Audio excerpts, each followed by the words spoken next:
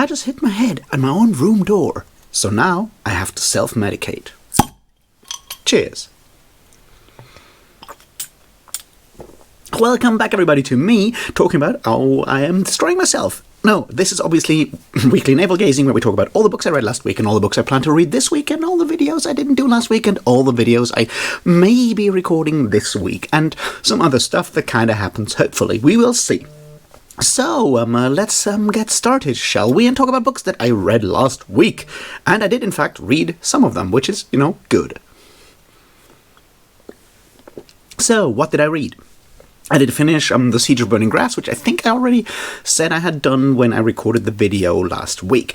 And then I did, of course, read The Ultimate Hidden Truth of the World. It's a new set of essays, collection of essays, interviews, and other stuff by the late, great David Graeber, and it's really good. I enjoyed it. I can only recommend it if you're into David Graeber, or if you're not into David Graeber yet but want to get into his general, oeuvre, then yes, go check that one out, because it does have some of the key essays that were then later sort of evolved into full-on books. There's obviously the essay on the phenomenon of bullshit jobs is in there, which is then obviously, got expanded into the entire Bullshit Jobs book, and there's the essay, what was it called? There Never Was a West, something like that, which then turned into The Dawn of Everything, and it's a generally really good sort of overview over all the different aspects of the stuff that someone like David Graeber was into, so highly recommend that. So, yeah, that's one thing I read. And then I did read Palo Alto, A History of California, Capitalism, and the World by Malcolm Harris, which was really, really, really, really good. It's absolutely excellent. Highly, highly recommended. Maybe I should make a video on it. I'll see if I can get my shit together and do that. How's about that, Might be a good idea. And then I did do the thing. I did read Elantris, and I finished it couple of hours ago, and it's a book. It's not too bad, it's not too good. It's certainly interesting, and I can see some elements of my Mormon research already kind of paying off there, so that's good. Now obviously what I have to do is kind of move forward from that. So that's all I read last week, but then again, both Elantris and Palo Alto have around the same length, so both of those are pretty big books, 700 pages or something, so that's something.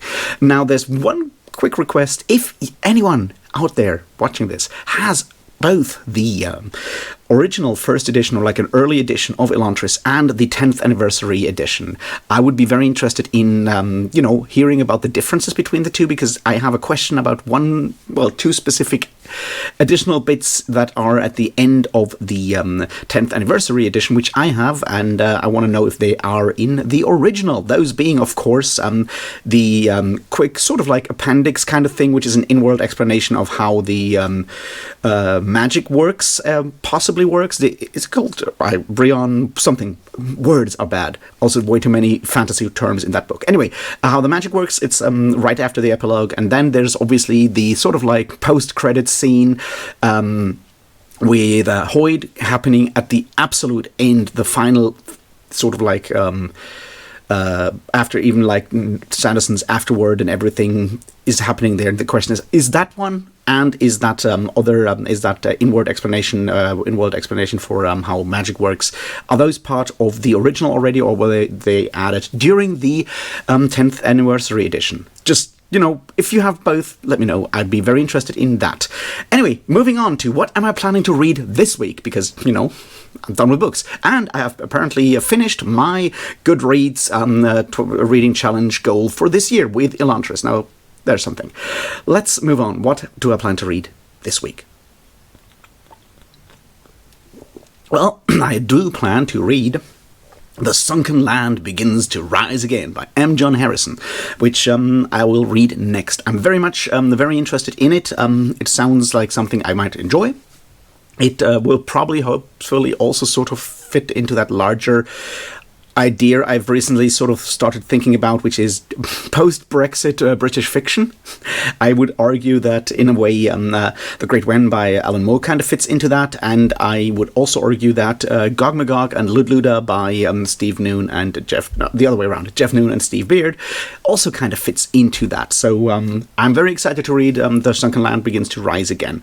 What else do I plan to read this week? Well, I will have to reread Cahokia Jazz by Francis Spufford, because on Thursday, I'll talk about it with some friends in an offline book club that I've been a part of for over a decade now. So I made them read Cahokia Jazz, and since I read it in May, I feel I should probably reread it so I know what's going on there, so we can have a conversation about it.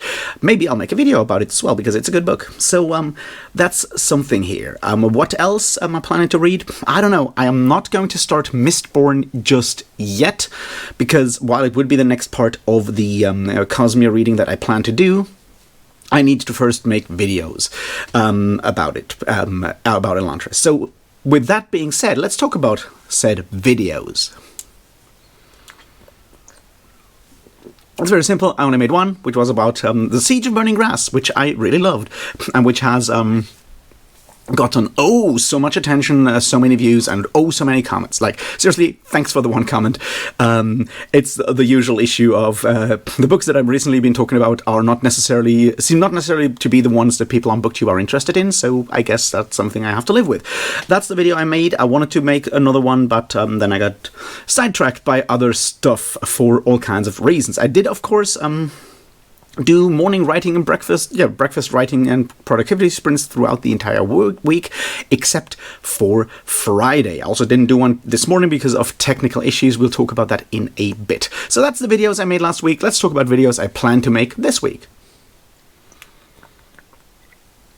And I guess the answer is pretty simple. I'm going to finish that Mormonism video, and I'll try to record a video on Elantris as well, because I need to get those out of my system before I can move on with more Sanderson stuff, or my thoughts will get very, very confused indeed. And we don't want more than they already are, and I don't think that's a good idea. So that's videos that I'll definitely work on throughout the week. I have no idea how long it'll take to get them done, but that's something that will happen.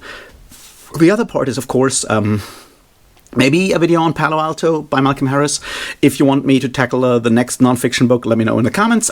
That's certainly something I might, I want to do and go back to, because I think it's a really good book and you should read it. And since no one reads what I tell them to read, I guess making a video about it might just be my best way to get sort of like those ideas and thoughts out of my head as well.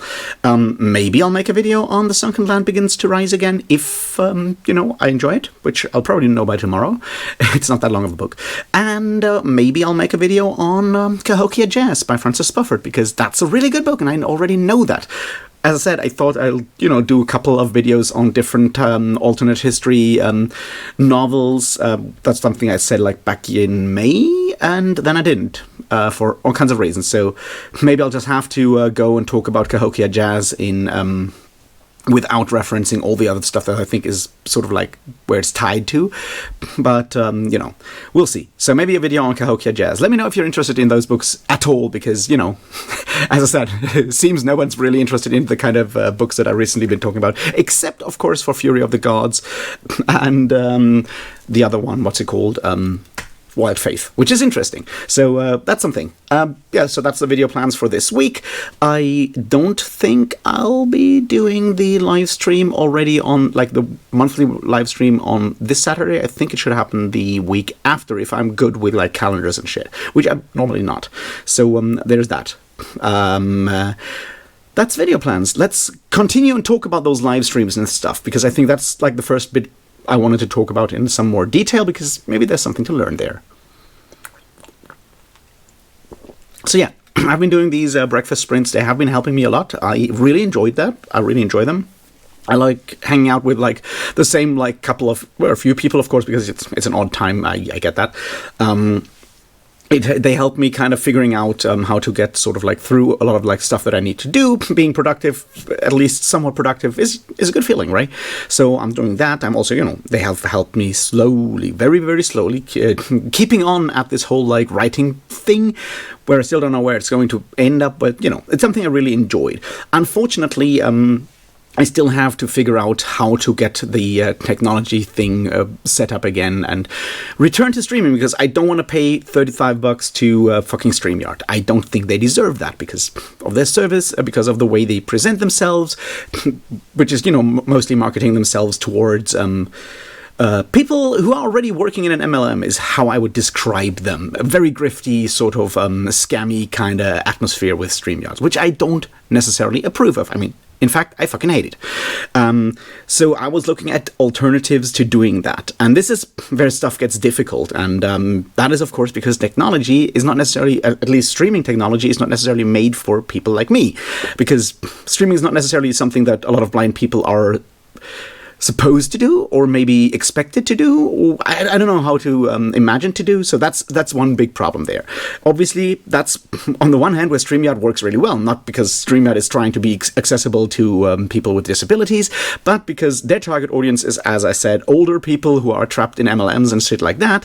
They expect their audience, not their target customers, not to be very tech savvy, which is exactly why you have that very limited thing where you just click a couple of buttons in your browser and you're already live, which is why it's also why they are so proud of streaming to Facebook and places like that, where exactly you have your MLM sales and stuff like that.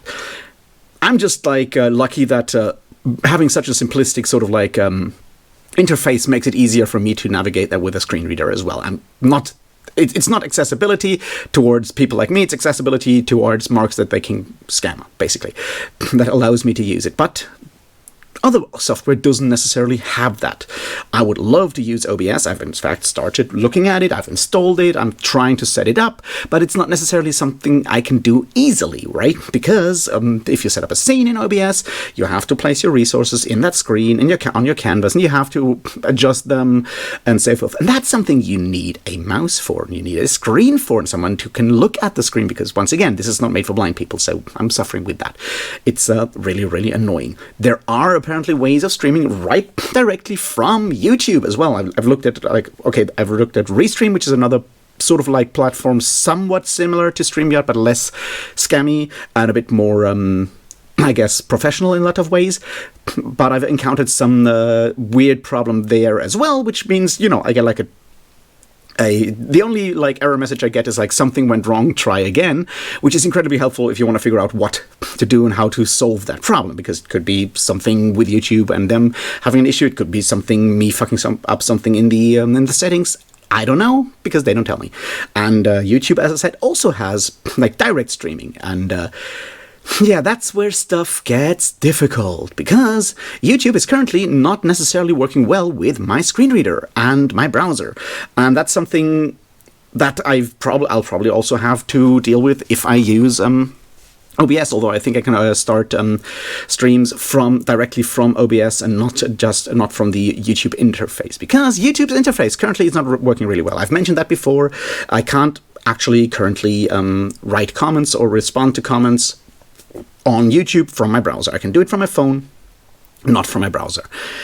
I don't know why. I write the stuff, and when I press the send comment or whatever button, it just doesn't engage. It doesn't engage. I don't know why. It's as I said, it could be YouTube changing something in their website code. It could be an update in the browser I'm using. It could be any of these things. But right now, it's not working. And it's so moved on that it's also no longer working if I try to post a community post, which, yeah, sucks, doesn't it?